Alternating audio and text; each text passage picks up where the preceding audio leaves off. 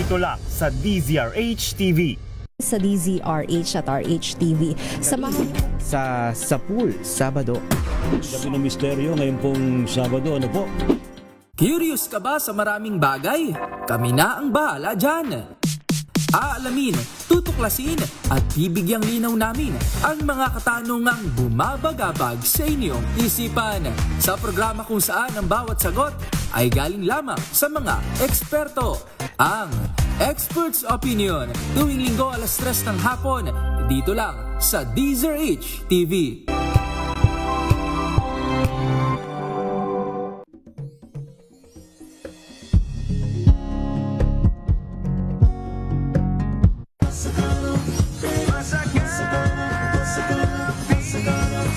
Manibagong umaga ang naghihintay sa bawat manggagawang lubos nag-aalay. Ang bayan kasama sa kanilang tagumpay. Tara na, halika na, tayo na sa masaganang Pinas.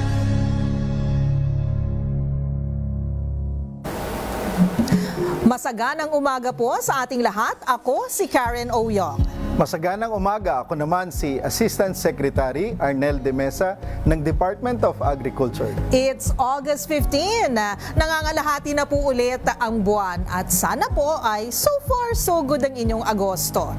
And since it's a weekend, samahan niyo muna kaming muli sa isang oras na talakayan ng mga usaping may kinalaman sa ating agrikultura. Join us every weekend para maging updated sa mga mahalagang balita at isyung may kinalaman sa ating pagsasaka, pangingisda at paghahayupan na nagbibigay sa atin ng masaganang pagkain sa hapagkainan. At kung kayo po ay naghahanap ng dagdag na kita, pwede kayong maging agripreneur gaya po ng ating mga itinatampok dito sa ating programa. Tutok lang po kayo para malaman ang proseso at mga benepisyo. At syempre napapakinggan po tayo ang DZRH sa frequency 666 kHz. Live rin itong napapanood sa DZRH TV at mga cable channel. Signal Channel 18, Sky Cable Channel 3, GSAT Channel 140, Converge Vision Channel 14. At naka-live stream tayo sa DZRH Facebook at YouTube. Habang live rin ang audio broadcast sa dzrh.com. Mapapanood din tayo sa Facebook page ng Department of Agriculture at maging ng kanilang mga regional offices. At syempre, good morning sa iyo, partner Asik Arnel. Welcome back. Good morning, partner Miss Karen. Magandang umaga po sa lahat. Ayan, so excited ako kasi ang ating topic ngayon ay tungkol sa SWIP. Anong ibig sabihin ng SWIP muna, Asik?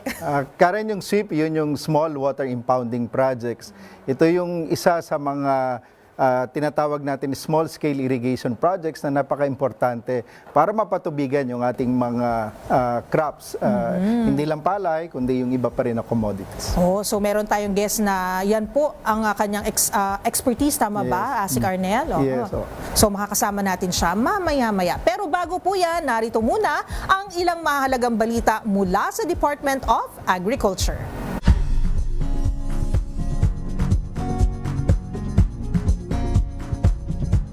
Balitang Agri.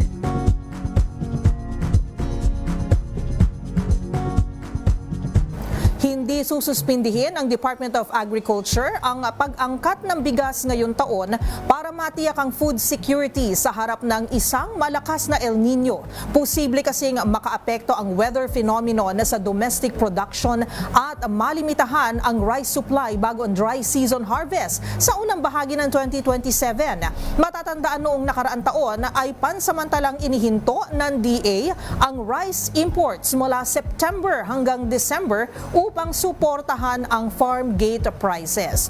Ayon kay Agriculture Secretary Francisco Tiu Laurel Jr., dapat maging proactive dahil mas mahalaga ang pagkakaroon ng sapat na stocks, lalo pat tinatayang nasa 750,000 metric tons ang ibababa ng palay output dahil sa El Nino. Sa kaugnay na balita, malugod na tinanggap ng Department of Agriculture ang record second quarter palay harvest ng bansa at isa umano itong matibay na paghahanda para sa mga epekto ng El Nino. Ayon kay Secretary Francisco Chu Laurel Jr., ginagamit ng kagawaran ang mga aral na natutunan nito sa 2024 El Nino at sa halip na crisis response ay early preparation ang aming estratehiya para matiyak ang sapat na supply ng pagkain at maayos na kita ng mga magsasaka.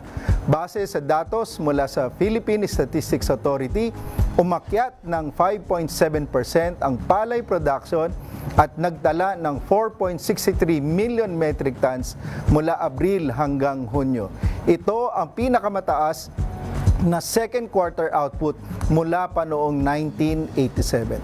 Samantala, nanawagan si Agriculture Secretary Francisco Tiu Laurel Jr. sa pribadong sektor na higit pang palawigin ang papel nito sa livestock at meat processing industry.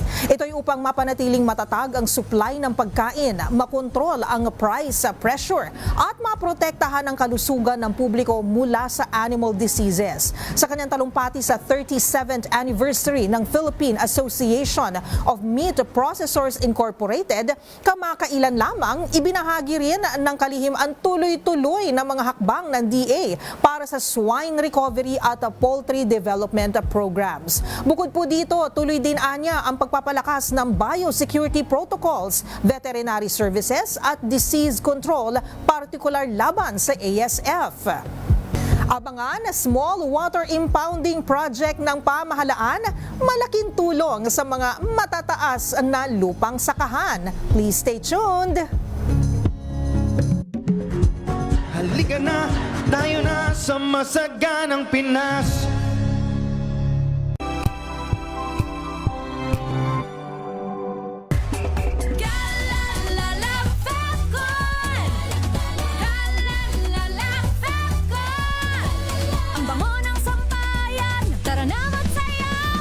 Fagton, amoy nakaka-joyful.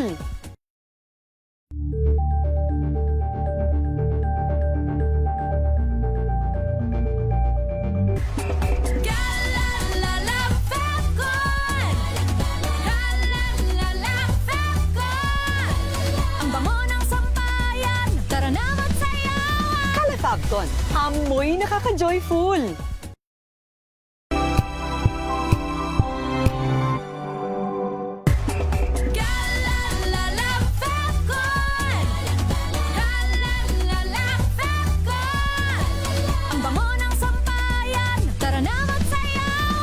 Fagton, amoy nakaka-joyful.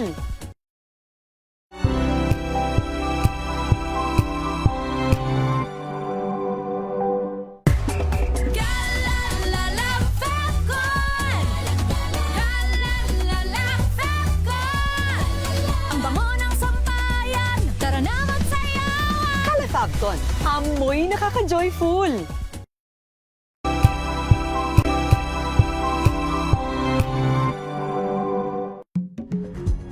Halika na, tayo na sa masaganang Pinas.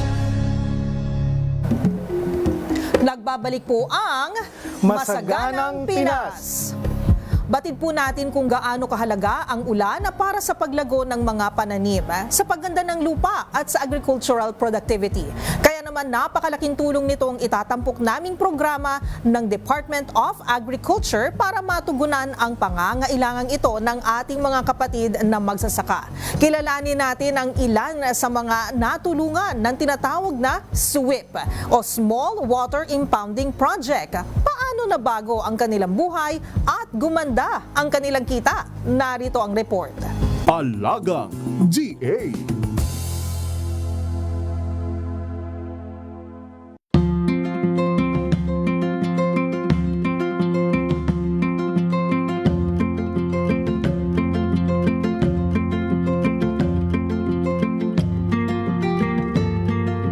Ako po si Efren Valdez sa taga Coyapon, Nueva Ecija.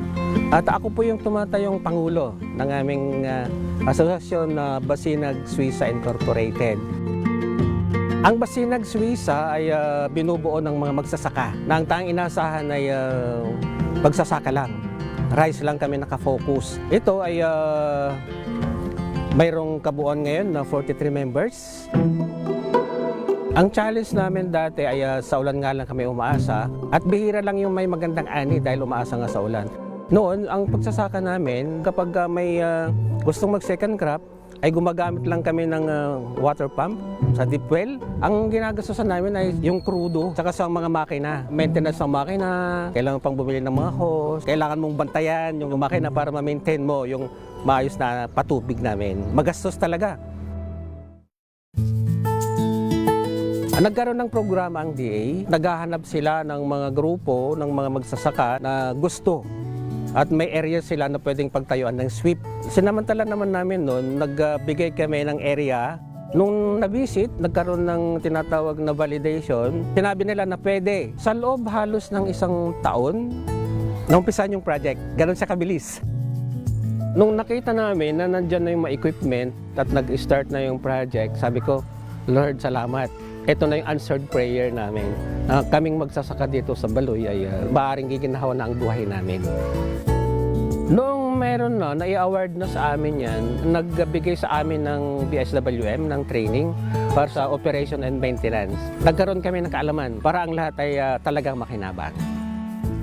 Ang sweep po ay umaasa lang talaga sa ulan na nanggagaling din sa mga dalisdis ng bundok namin at naiipon lang din. At kapag kinakailangan na namin, magmula doon sa aming pondong tubig sa sweep, dumadaan siya talaga sa tinatawag namin na concrete canal lining. At yun na yun, dire-diretso na yun sa sakahan.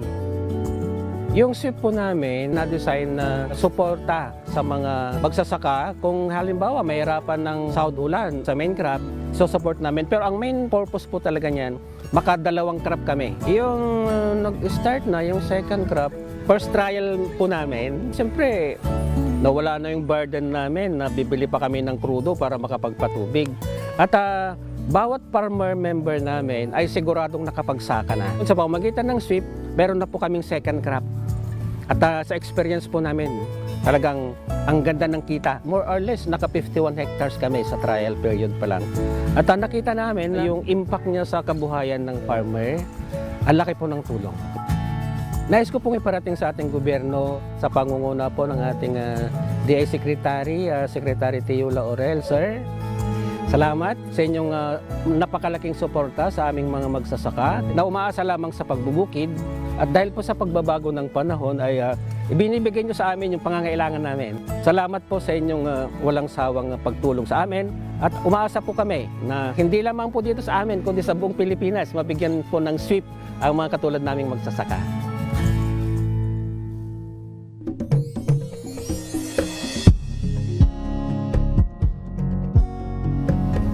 Ayan, nakita po natin ang epekto ng sweep sa ating mga magsasaka. Sabi nga ng ating farmer beneficiary, dahil sa sweep ay meron na silang second crop. Tapos maganda pa ang kanilang kita. Yes, partner. Para ba silang nabunutan ng tinik dahil nawala na ang kanilang kalbaryo sa patubig sa kanilang mga sakahan? At para po mas matalakay pa natin ang tungkol sa Small Water Impounding Project, ay naririto ngayon sa ating studio si Engineer Diosdado Manalus, ang pinuno ng Water Resources Management Division ng Bureau of Soils and Water Management. Isa itong ahensya sa ilalim, of course, ng ating tanggapan ng Department of Agriculture. Magandang umaga, Engineer Dado. Isang masaganang araw sa ating lahat po. Yes, hello, Engineer. Siguro, pampainit muna para naman makilala natin ng mabuti kung ano po ba ang mandato ng BSWM. Can you tell us about this? At ano po yung mandato nyo para i-implement yung programa ng SWIP? Ang BSWM po ay, ang mandato ay ang wastong pangangalaga ng ating likas na yamang tubig para lang po sa mga, para sa agrikultura. Okay, so mahalaga talaga no, ASEC partner, yung role ng tubig sa ating mga sakahan, ano? So kaya kailangan ay buo din ng suporta ng DA sa ahensya po nila Engineer Dado. Yeah, importante yun. Matandaan natin, partner Karen, dalawang ahensya yan, yung NIA para doon sa tinatawag natin na large-scale irrigation systems at yung BSWM para sa mga small-scale irrigation projects natin. Magkatuwang ang NIA at BSWM para masigurado natin na may sapat tayo na patubig para sa ating mga sakahan, lalong-lalo na, of course, sa ating palay at saka sa mais. Okay, so siguro dahil medyo nakilala na natin ng konti ang DSWD at ang role nito sa sweep, partner, Asek Arnel, mag-pause po muna tayo. Let's pause for some commercials at magbabalik po kami. Diyan lamang po kayo. Halika na, tayo na sa masaganang Pinas.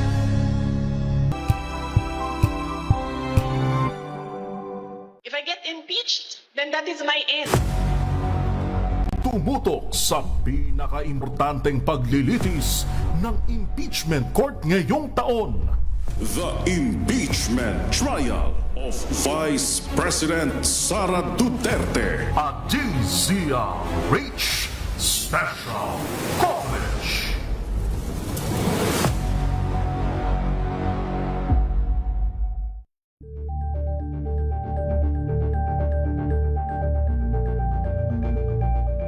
Abangan this Saturday. Hi, this is Kyla Miel and you're watching Scene Zone. Growing up, I used to compete with my ate sa vocal solo pop. Sinabi ni Ross, he is a rapper. He said na, don't wait for the opportunity to come. Submitting a demo that's AI, I don't like it. Of course, yung movie ni David Licauco and Barbie Forteza po na That Kind of Love. May nakikita pa rin akong comments na, napanood ko yung movie kaya napakinggan ko yung song.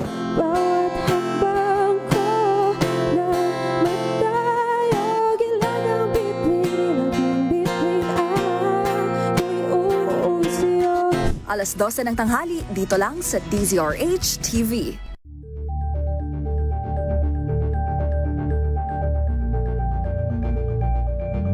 Maagang balitaan, maagang usapan sa mga issue at balita. Kasama si Kuya Angelo Palmones sa Magandang Umaga Pilipinas. Mula Lunes hanggang Biyernes.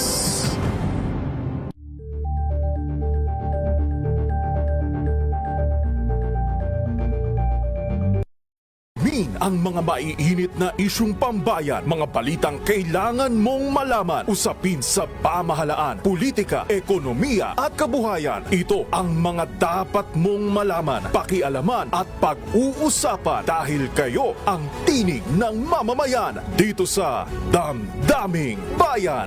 Live sa DZRH Radio, DZRH TV at DZRH Digital. Kasama sinalakay Deo Macalma at Elaine Apit. Araw-araw, Lunes hanggang Biyernes. Damdaming Bayan.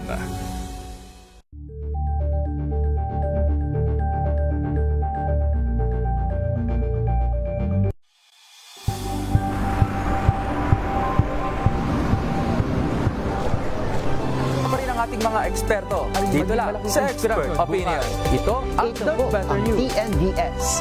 Trending and Isang kwento, iba't ibang anggulo.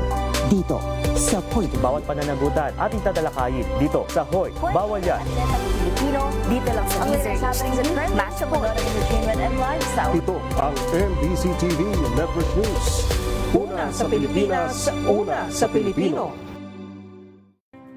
Visayas at Mindanao at maging sa ibang bansa. Luzon, Visayas, Mindanao. Una sa Pilipinas. Una sa Pilipino. Walang advokasiyang maliit, basta't malimit. Maraming salamat. Muling sumasa inyo ang ating palatuntunan special on Saturday. Salamat po sa inyong pagsama sa amin dito sa Executive Session. Mabuhay. Isang oras na talakayan ng mga usaping may kinalaman sa ating akto. Idulog nyo na yan dito sa Hoy. Bawal yan. Ang latest happenings at trending sa mundo ng entertainment and lifestyle, their favorite stars. Mga kwentong maghahatid ng inspirasyon at aral sa mundo ng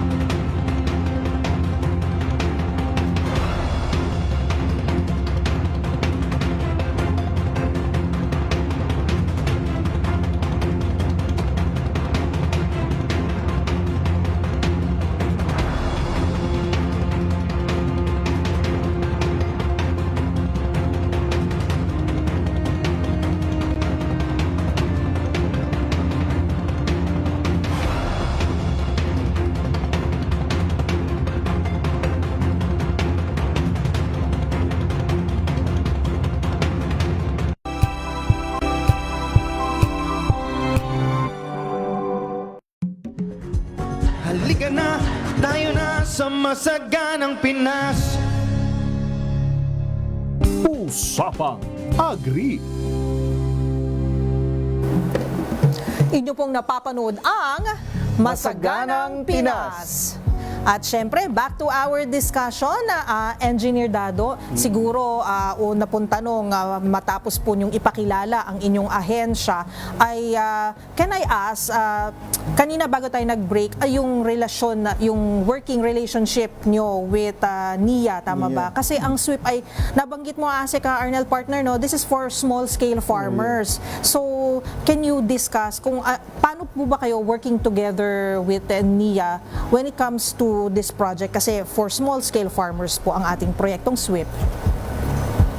Masasabi po natin na ang relation natin sa NIA, ang BSWM at ang DA din sa pagpapatupad po ng mga small water impounding project is like a big brother, small sister relationship.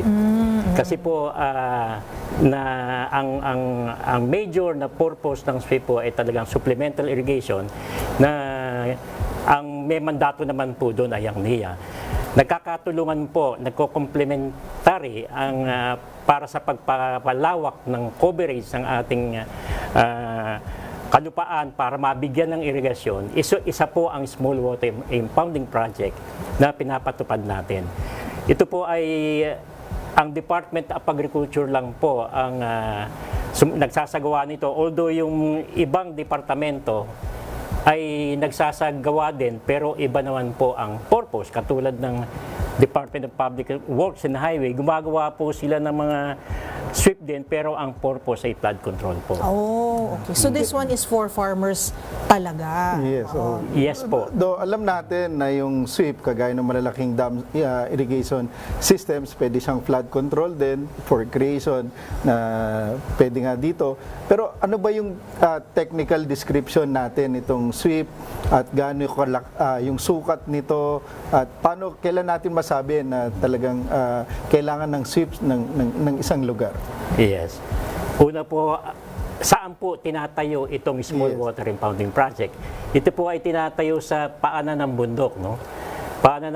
Sa paanan ng bundok na ang layunin nito ay ipunin at saka saluhin or imbakin ang sobrang tubig natin para gamitin natin sa agrikultura, sa iba-ibang gamit. Ngayon po, ang gamit po ng SWIP ay masasabi nating multifunctional. No? Pwede nating sabihin sa economic uses niya at sa environmental uses. Economic uses po, siyempre po sa patubig sa upland areas natin. Tapos meron po tayong pwede siya sa production ng fish culture natin. Tapos pwede rin siya sa recreation at saka inuman po na sa mga livestock natin, inuman po ng mga baka or kalabaw ng ating mga magsasaka. Yung mga alagang livestock ng ating mga farmers. Yes po, pwede. Matanong ko rin, Engineer Dato, ano yung gaano kalaki ang epekto nito sa ating mga magsasaka? Lalo na inaasahan natin, kadalasan pag grain-fed area, isang beses lang sila nakakapagtanim. So ano yung epekto nito lalo na doon sa tinatawag natin na cropping intensity? Kung rain-fed areas po, isang beses lang tayo nagtatanim. Kada isang taon. Kada isang taon. So sa tag-ulan lang po tayo nagtatanim. Pero kung meron tayong small water impounding project na sasahurin itong mga sobrang ulan natin at gagamitin natin sa panahon ng tag-araw, pwede pong makapagtanim ng 2 beses ang ating mga magsasaka. Ibig sabihin, 2 beses na magtatanim, 2 beses na kikita ang ating magsasaka, 2 beses na lalago ang production ng palay o mais sa kanilang mga nasasakupan. Tama po kayo, Asek, kasi kung wala po tayong tubig, hindi tayo makakapagtanim ng ating mga pananim. Partner, Ms. Karen, yan ang kahalagahan ng irrigation system sa ating sektor ng agrikultura. Meron pa tayong mahigit sa 1 million hectares. Ang tawag natin ay potential irrigable areas. Sa palayan pa lang yun, bukod pa dito sa tinatawag natin na high value crops. Kung mapapatubigan natin ito, sa tingin ko, hindi na natin kailangan mag-import pa. So, natutuwa tayo sa ating mahal na Pangulo, kay Secretary Secretary Kiko. At malaking investment na pinapasok ngayon dito sa irrigation systems. Kabilang na rito yung tinatawagan natin na small water impounding project. So speaking of pagpupondo, mukhang isa ito sa mga priority projects, tama Yes. ba, ng Department of Agriculture. So gusto ko lang malaman din kay Engineer Dado, paano nyo po ba pinipili yung mga potential na mga farmlands o mga lugar kung saan natin itatayo yung ating mga irigasyon na para sa mga small scale farmers? Yes po. Sabihin po natin, lagyan po muna natin ng konteksto yung irrigation development sa Pilipinas. Sa pangunguna po ng National Irrigation Administration at sa pagtutulungan din ng Department of Agriculture, sa ngayon po, 70.3% lang ang irrigation development ng buong Pilipinas. Kaya lang po, yung 70.3 na yun ay nakatutok lang sa 0 to 3% slope. Paano po yung more than 3% slope hanggang 18% slope ng mga rain-fed areas na naghihintay ng ating mga irrigation When you say rain-fed areas, ano pong ibig sabihin nito, Engineer Dado? Nakadepende po ito, nakadepende ang pagsasaka nila doon sa pagdating ng ulan kasi kung walang moisture o walang tubig, hindi talaga makakapag-tanim. Ang tawag doon pag minsan yung sahudulan. Sahudulan lang. Yung 0 to 3% sinasabi ni Engineer Dato, ito yung floodplain. Kadalasan dyan yung mga tintaniman ng palay. So yung 3 to 18% kadalasan yung mga mais, yung gulayan natin, upland areas natin na kailangan din ng patubig. Kaya kailangan din tutukan.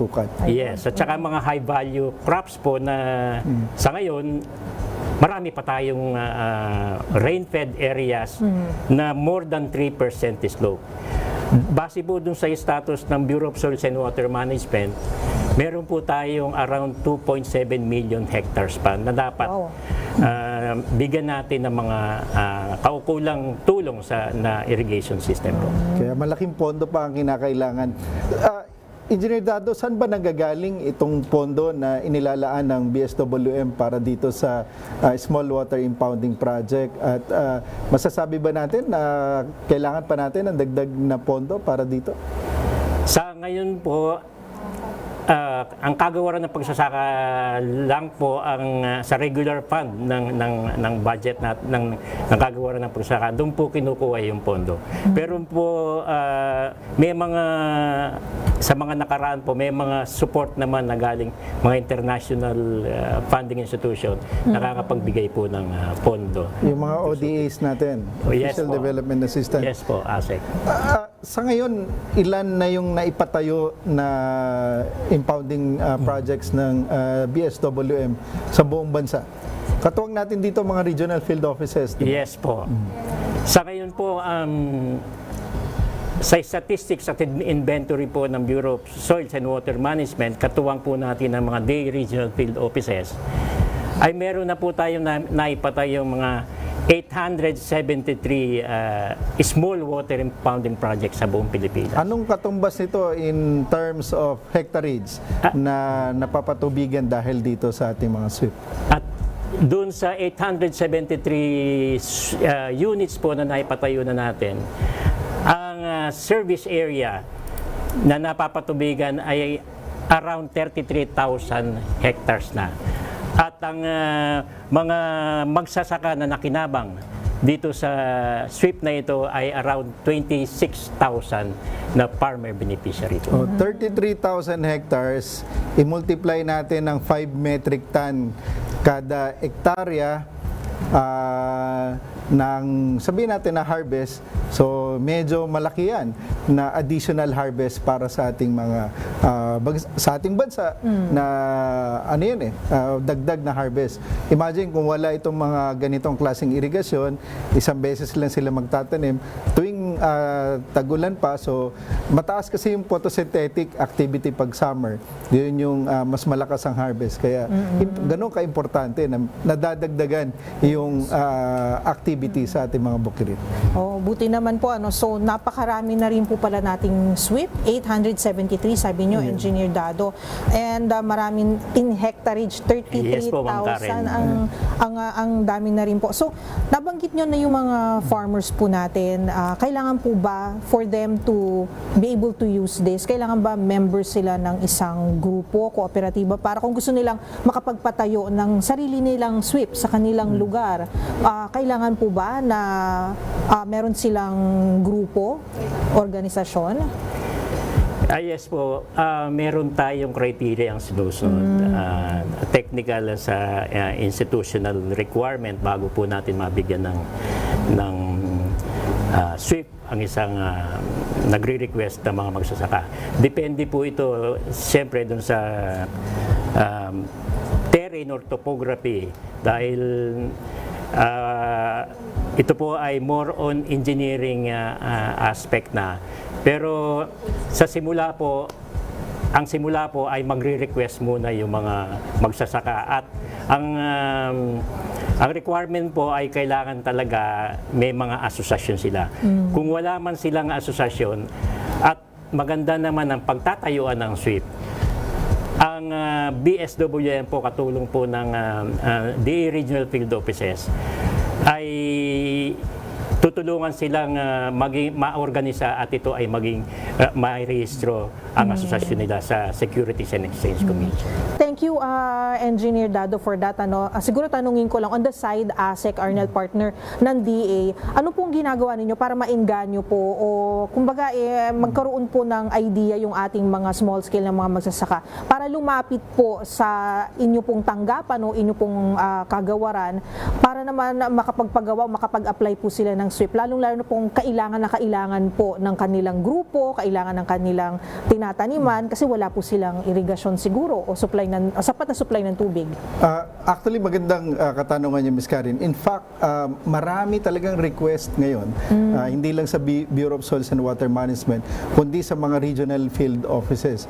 Nung nadun ako sa Calabarzon Region, nung regional director ako doon, talagang malaki o madami ang nagre-request na hindi lang nitong sweep, yung solar irrigation projects natin, dahil gusto nga nila na talagang mapatubigan yung kanilang mga lupang sinasaka kasi talagang napakahirap pag walang patubig, bukod sa limitado yung pagkakataon na makapagtanim sila sa loob ng isang taon, limitado rin yung mga varieties na pwede nilang itanim. Hindi sila makapagtanim ng hybrid, yung mga inbred na tinatawag o yung high yielding variety dahil kailangan nun ng sapat na tubig. So yun talaga yung kailangan natin natutukan at tama ka, kinakailangan ng suporta ng ating mga magsasaka hinggil dito. Ayan, thank you, partner. Ayan, at siguro meron din tayong gustong malaman tungkol naman sa panukala na inihain ng Kamara na naglalayong magkaroon ng sweep sa bawat barangay sa bansa. Kakayanin ba natin yun? Sino ba? Asek, pwede mo ba sagutin yun muna tapos si Engineer Dado? Bago si Engineer Dado siguro. Naka-pressure yung question. Si Engineer Dado kasi tsaka ako parehas kaming engineer. So, on the engineering point of view, kailangan technically feasible at viable yung location para malagyan natin ng sweep. Nabanggit kanina ni Engineer Dado, kasi imbakan ng tubig, temporary storage. So, kailangan meron tayong magiging basin na tinatawag doon sa paanan ng bundok o sa certain area na lalagyan natin ng impounding. Kailangan ba bundok? Not necessarily, pero kailangan may pag naglagay tayo ng harang, kumbaga, o dam, magkakaroon ng enough volume para saluhin yung tubig, pansamantalang imbakan, para yun nga, pagdating na kailangan ng tubig, ilalabas mo siya. So, sa tingin ko, personally, not all barangays ay pwedeng malagyan ng sweep, depending nga doon sa geographical condition nung isang barangay. Nako, pero importante, yung mga technically na viable ay malagyan. Dapat malagyan. Yes. Yes po. Kung ako tatanungin nyo, basta yung barangay ay suitable, yung pagtatayuan ng mga small water impounding project, yan po talaga dapat ang water infrastructure na kailangan nating itayo. Ngayon po, about dun sa proposal na magkaroon ng sweep sa bawat barangay, ay ang sweep po ay isang klase ng water harvesting facilities. So marami po tayong nakaka-attend din ako dun sa Congress, yung maraming proposal po about water harvesting facilities na isa doon ang sweep. Sana po whether ang purpose ng water harvesting facilities ay for domestic, for agriculture, or for power supply, ay maitayo po natin at maging batas po ang iba't ibang proposed bills at kaugnay sa water harvesting facilities. At isa po doon na isang project ay small water impounding project. Idagdag ko lang, partner, Ms. Karen. Ang kagandahan din itong sweep, doon sa tinatawag natin na water distribution o conveyance, dahil lalagay mo yung parang dam, pag dinistribute mo na yung tubig, hindi mo na kailangan ng energy para dalhin. By gravity na lang, babagsak na yung tubig. So, mas matipid din siya in relation to water conveyance and distribution. So siguro kaya mas prefer, pero hindi naman overarching sa lahat, na yung topography ay matataas. Yeah, kaya importante yung location. Para pagbagsak niya, pag-distribute niya, by gravity na lang. Oo nga, no? Para libre naman ang gravity, di ba? Diba? Okay. Pero eto na, medyo nakaka-intrigang. Sige, may tadagdag po kayo. Hindi ko pa po nabanggit yung uses ng sweep sa environmental. Sige po. So, pag sinahod po natin ang tubig at naka-store siya ng tubig, so nare-recharge natin ang ating mga groundwater. Ang ating groundwater. At ito po ay nakakapigil din sa pagbaha.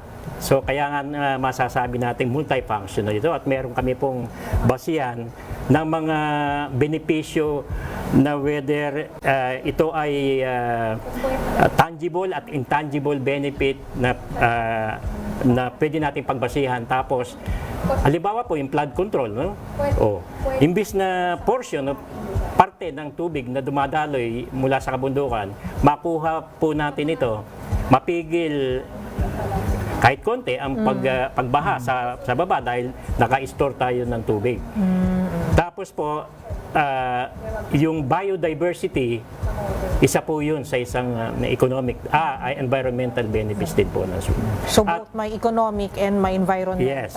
At ito pong proyekto ito ay masasabi nating sustainable kasi po katulad ko, may na-design ako sa Talugtog, Nueva Ecija, na mga 6 na sweep po doon way back in 1990s hanggang 2000. Hanggang ngayon po ay pinapakinabangan ng ating mga magsasaka. Idagdag ko rin, partner Ms. Karen, ito kasing mga sweep, parang complementary and supplementary doon sa mga malalaking irrigation dams ng NIA. Kasi nga medyo matagal, komplikado na gumawa ng malalaking irrigation systems. Ito, hindi ganun katagal, hindi ganun kakomplikado, at pwede mo nga ikalat sa ibang lugar, hindi ganun kalaki ang investment. So, at saka yung suitability niya. Kaya most of the times kami sa DA, mas prefer namin yung small scale kasi mas madali rin yung pag-control ng distribution ng tubig para sa ating magsasaka. So kung mahal mag-construct ng malalaking irigasyon at mga dam, gaano po ka mahal? O ano po bang, magkano kailangan nating pondo just to construct maybe one sweep? Magkano yung development cost natin for a sweep? Sa pagpapatubad po ng mga small-scale irrigation project, isa po ito ang small water impounding project.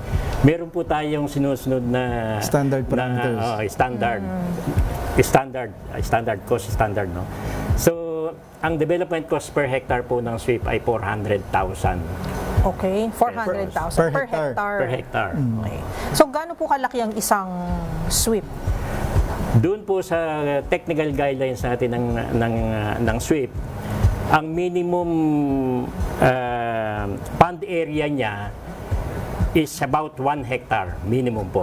Maliit lang. Ngayon, kailangan meron tayong 15 farmer beneficiary na makikinabang doon sa sweep. So dito na papasok yung mga kooperatiba, mga pwede maggrupo na sila, no? 15 kami. At doon sa costing ngayon, Sir Asek, ang isang sweep on the average ay nagkakahalaga ng 25 million. Isang sweep. Opo, 25 million. 25 million. Kaya ba 25 natin? million divided by 400,000. So nasa mga, 50 hectares. 50 to 60 hectares. Ang galing mag-compute ng mga engineer. Kumpara mo Na sa service NIA, area. more than 1,000 hectares sa kanila isang system. Kaya ito talaga, kung ako si farmer, may control ako dun sa tubig, bukod sa palay, madali ako magtanim ng high value, kagaya ng gulay, na mais, kasi nga madali kong i-control yung tubig. Okay, and yung maintenance, kasi nabanggit nyo, Engineer Dado, may mga tinayo kayo, 1990s pa, pero ngayon napapakinabangan. Pero I'm Yes sure po. kailangan i-maintain yun. Sa maintenance po, pag kunwari natapos na nating ipagawa yung sweep, meron pong formal turnover sa mga magsasaka. So, pagkatapos maitayo, so papasok yung institutional activities natin. Yung social engineering. No? Yung institutional work po ay kasing halaga din ng technical works. Halimbawa, magtayo ka ng dam, mag-design ka. Kasi we are dealing with the project sustainability, sense of ownership ng magsasaka. Ano ba yung at saka kadalasan? yung value for money. Sorry. Engineer Dado, sorry. Ano ba yung kadalasan na problema ng mga dams? Yung malalaki, di ba? Yung sedimentation, ano yung tinatanong kanina ni partner Karen, ano yung kinakailangan na operation and maintenance activity para mapahaba natin, di ba? Normally, mga design yan, 15-20 years.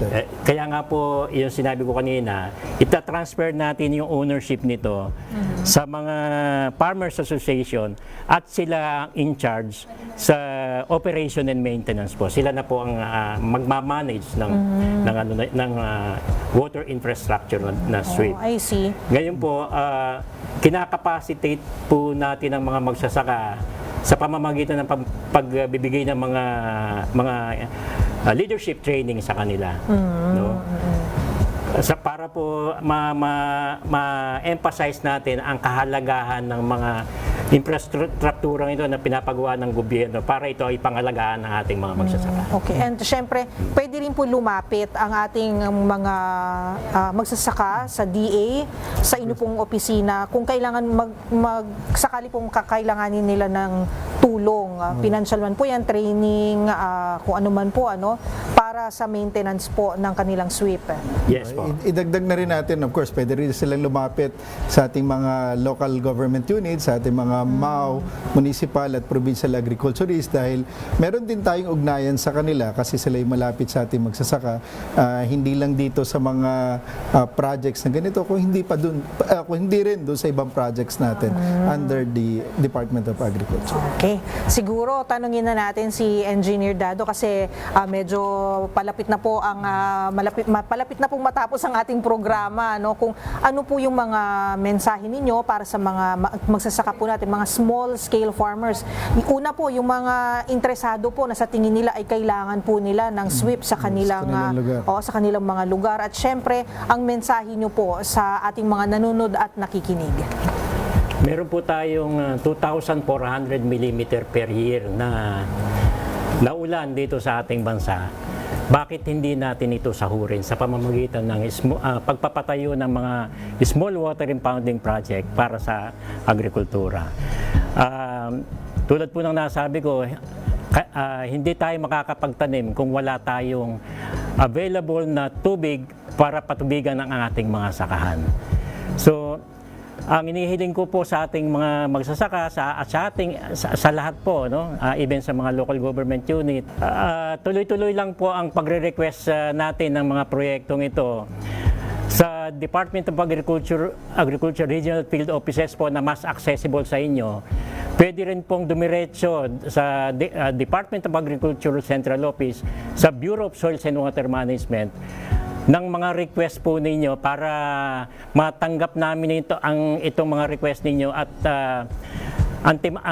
kaagad-agad po ay ipapabisita natin sa ating mga inhinyero ng Bureau of Soils and Water Management at ng Department of Agriculture Regional Field Offices kung ito po ay akma sa proyektong Small Water Impounding Project.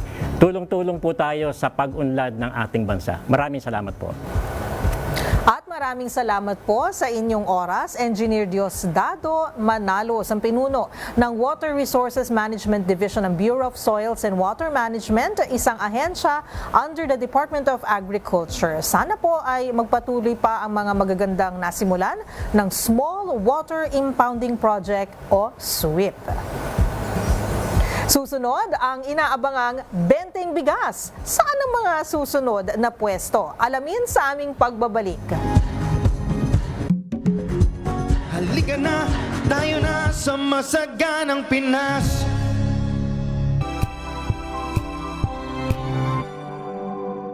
Wow, ang saya. Isang barangay na labada, puro mancha pa. Goodbye, pahinga. Mommy, isang laba lang yan sa Pride Bar Blue. May powerful stain-away enzymes na malupit sa dumit mancha. At di masakit sa kamay. Isang laba lang yan. Hello, pahinga. Hello, Pride Bar Blue. ACS. Tanggaling-galing mo. Smart dishwashing paste ko. Pritong ulam na masebo, plato ng kaldero. Tanggaling for everyday. Ganyan pag smart ang dishwashing paste. May double tanggaling formula. Tanggal ang sebo, tanggal ang bakterya. Pahit para walang bahid, linis fantastic sa metal at plastic. Number 1 ko to. Tanggaling-galing mo. Smart dishwashing paste. ACS. Tinesting, sinuri, siniyasan. Ang resulta?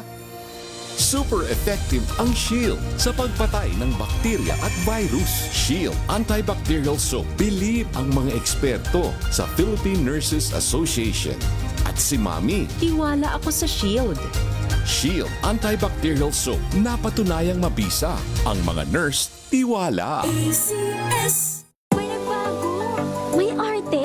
May budget? Akala nyo lang yon. So solid! White Rose Papaya, wow! White Rose! White Rose Papaya, wow! White Rose! White Rose Papaya! May glow up with White Rose Papaya! White Rose Papaya. May puti power times 2 kasi may papaya at niacinamide. May shea butter and tea tree oil pa. Kutis sulit ang glow up. May glow up with White Rose Papaya! White Rose Papaya. Kutis sulit ang glow up. ACS.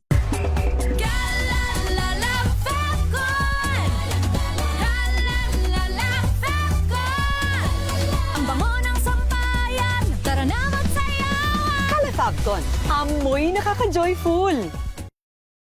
God has helped us really develop that attitude of gratitude because we have so much to be thankful for. Being here in Canada. So we are here with MX3. I get to be so active in sports, but also doing this line of work.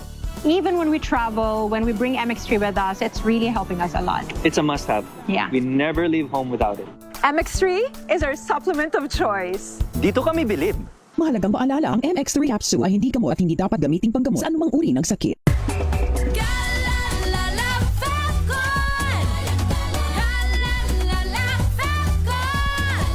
Ang bango ng sampayan, tara na magsayawan! Calefabcon. Amoy nakaka-joyful!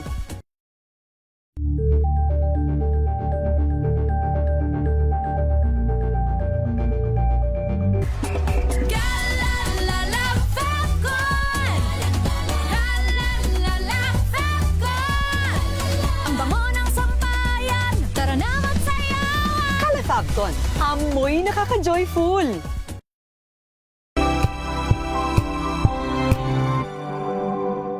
Hello, Washi! Laundry day na naman! Yay! Anong meron? Mancha ng chocolate, putik, may libag pa! Kaya natin yan! With Pride Washing Machine Detergent, may triple stain-away formula. Tanggal ang makapit, madikit, at malupit na dumit mancha. Kaya easy-easy ang labada. Mula noon hanggang ngayon. All you need is pride. All you need is pride. ACS. Wow, ang saya. Isang barangay na labada, puro mancha pa. Goodbye, pahinga. Mommy, isang laba lang yan sa Pride Bar Blue. May powerful stain-away enzymes na malupit sa dumit mancha. At di masakit sa kamay. Isang laba lang yan. Hello, pahinga. Hello, Pride Bar Blue. ACS. Maulan man, no worries na amoy kulong ang damit. Charm Fabcon, bangong kumakabloom, tanggal amoy kulog sa bango ng charm. Kaya gamit ko, Charm Fabcon with Bloom Fresh technology. Kills 99.9% of kulob-causing bacteria. May aroma burst pa of thousands of flowers and berries. Ang sampay sa loob, no amoy kulob. Bangong kumakabloom sa charm. Charm Fabcon. ACS. Ito ay bunsod ng naitalang 17 individual na ang kanilang naaresto. Ng Metro Manila Development Authority o MMDA ang No Contact Apprehension Policy o NCAP sa Metro Manila. Sa ilang mga dokumento ay peke. Hindi rin legal ang employment na ipinangako sa kanila. Sa mata ng batas, mananagot ang sangkot at may sala. Dahil sa bawat paglabag, may karampatang parusa. Alamin ang mga pananagutan sa likod ng mga bawal. Dito sa Hoy! Bawal Yan! Tuwing Sabado, alas 11:30 ng umaga. Dito lang sa DZRH TV.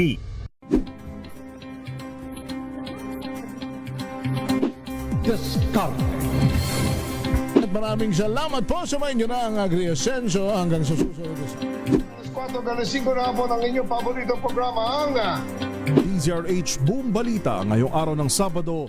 Curious ka ba sa maraming bagay? Kami na ang bahala dyan. Aalamin, tutuklasin at bibigyang linaw namin ang mga katanungang bumabagabag sa inyong isipan.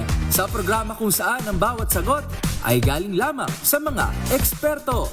Ang Expert's Opinion, tuwing linggo alas 3 ng hapon, dito lang sa DZRH TV. Sa lahat ng mga nanonood at nakikinig sa atin. Thank God it's Good evening, Metro at Mega Manila. Magandang gabi Pilipinas, Metro and Mega Manila. Pilipinas Extension sa DZRH at RH-TV. Samahan Sa Sapul, Sabado. Gabi ng misteryo ngayon pong Sabado, ano po?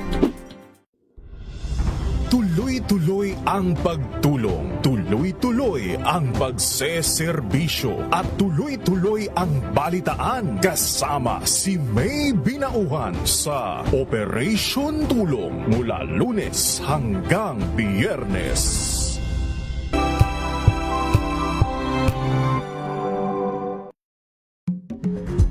Halika na, tayo na sa masaganang Pinas. Benteng bigas ay meron na. Presto, the best. Iba ang saya. Benteng bigas ay meron na. Welcome back sa Masaganang Pinas. Patuloy pong dumarami ang naabot ng Benteng Bigas program ng pamahalaan. At kung isa kayo sa mga nais makabili nito, tutok lang dito sa aming programa dahil tuwing Sabado, ia-anunsyo namin kung saan ang kanilang pwesto. Gayun din ang mismong schedule ng bentahan ng P20 Rice. Narito po ang mga lokasyon. Mula Lunes hanggang Biyernes sa Masagisi, Bungabong, Oriental, Mindoro, GID Calapan, Tawiran, Calapan, Oriental, Mindoro. NFA-owned warehouse, Barangay Liwanag, Puerto Princesa, Palawan. GID Barangay Bagakay, Romblon, Romblon. Mula naman Lunes hanggang Linggo sa Barangay Poblasyon, Alcantara, Romblon. Habang Huwebes hanggang Sabado naman sa OSS San Agustin National Highway, Barangay San Agustin, Ibaan, Batangas. CM Balanga, Barangay Balanga, Ibaan, Batangas. OSS Bihis, Barangay Santa Teresita, Batangas. At Huwebes hanggang Linggo sa OSS Bayanan, Barangay Bayanan, San Pascual, Batangas. CM Junior Cuenca, Barangay Poblasyon 1, Cuenca, Batangas. Mahalaga ang inyong tulong sa pagpapalawig ng bentahan ng benteng bigas at ng iba pang abot-kayang produktong pang-agrikultura para sa ating mga kababayan. Pagkakataon na ninyong sumali sa bayanihang ito sa pamamagitan ng pagpapagamit ng inyong permanent o semi-permanent structure para maging kadiwa o benteng bigas site. Para sa iba pang detalye, bisitahin ang da.gov.ph. And that's a wrap for today's edition of Masaganang Pinas. Para sa mga hindi nakapanood ng ating live episode, abangan po ang aming upload tuwing Lunes sa DZRH Facebook at YouTube pages. Ang bilis ng oras. See you again next Saturday, 10:30 hanggang 11:30 ng umaga, dito lang sa DZRH. Makinig, makilahok at makiisa para sa mayabong na agrikultura. Tayong lahat sama-sama sa isang Masaganang Pinas. Araw-araw ang pagkain galing sa pananim, sa bukid, sa tindahan hanggang sa hapag natin. Pagkat ang pagsasaka ay bayanihang kaya natin, na kapag nagsama-sama pag-asayanihin. Tuloy-tuloy man ang alon dito sa karagatan, kapit bisig ang paglayag at di sinukuan. Pagkat ang mangisda ay tugon ng mamamayan, mula sa kahirapan, aawang tayo dyan. Dahil sa programang umakay, mga lider na gumabay. Ngayon ang magsasaka at ang mangingisda ay unti-unti nang naiaangat. At lahat kasama sa pagbuo at pagtatag ng Masaganang Pinas.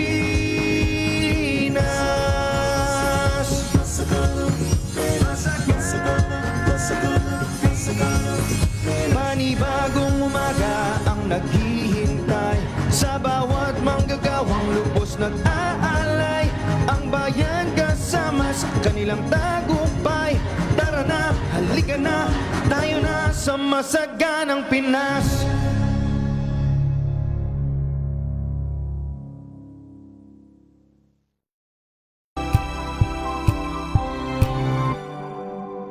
Ngayong ika-87 taon ang kauna-unahang himpilan ng radyo sa Pilipinas, ang DZRH, patuloy pa rin magbabalita, magseserbisyo at magbibigay pag-asa sa iba't ibang sulok ng bansa. 1994 nga nang inilunsad ang One Nation, One Station sa inisyatibo ni MBC Media Group Chairman Mr. Fred J. Elizalde. Naabot ang nasa 97% ng populasyon sa Pilipinas gamit ang nationwide satellite broadcast. Patunay ang 20 relay stations mula Luzon, Visayas at Mindanao sa patuloy na dedikasyon ng DZRH sa loob ng maraming dekada.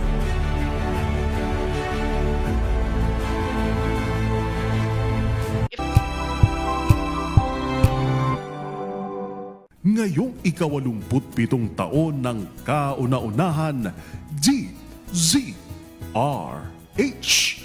Tayo ay iisa. Ikaw, kayo, tayo. Iisa ang radyo. Tayo ay iisa. Iisa ang nag-uugnay. Iisang radyo ang pinakikinggan. Tayo ay magkaisa dahil tayo ay Pilipino.